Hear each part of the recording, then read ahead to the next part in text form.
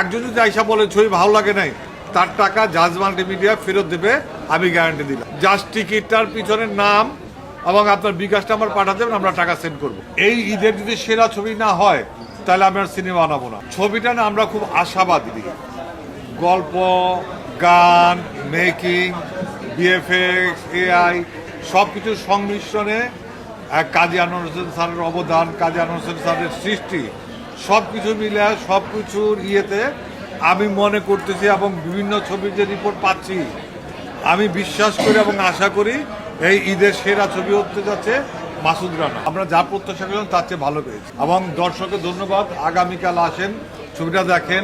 কারো যদি ভালো না লাগে, একজন যদি আইসা বলে ছবি ভালো লাগে নাই, তার টাকা জাজ মাল্টিমিডিয়া ফেরত দেবে, আমি গ্যারান্টি দিলাম।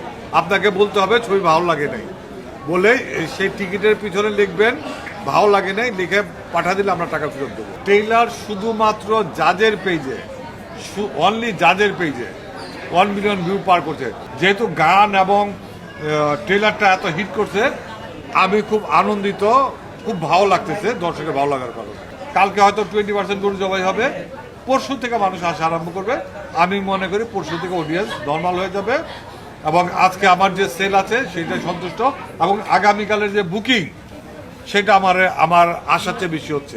মানুষ যে মাসুদ রানার প্রতি ভালোবাসা, আসলে শুধু যারা মাসুদ রানার বইটাকে ভালোবাসে তারা দেখলে ছবি হিট হয়ে যাবে। এই ঈদের যদি সেরা ছবি না হয়, তাহলে আমি আর সিনেমা বানাবো না। মাসুদ রানা যতগুলি ছবি রিলিজ হয়েছে, 7টা না 8টা ছবি, এই সব থেকে যদি ভালো সিনেমা না হয়, এখানে সাকিব খানের ছবি আছে, আরিফিন শুভর ছবি আছে এবং বিভিন্ন নায়ক নায়িকার ছবি আছে, এই সবার থেকে। আর আমাদের হলো নতুন নায়ক নায়িকা, এই নতুন নায়ক নায়িকা আমরা একটু প্রিফারেন্স কম পাবো হয়তো বা, তো যাদের একটা প্রিফারেন্স আর নায়ক নায়িকার কোনো প্রিফারেন্স নাই, যাদের উপর মানুষের একটা ভরসা আছে।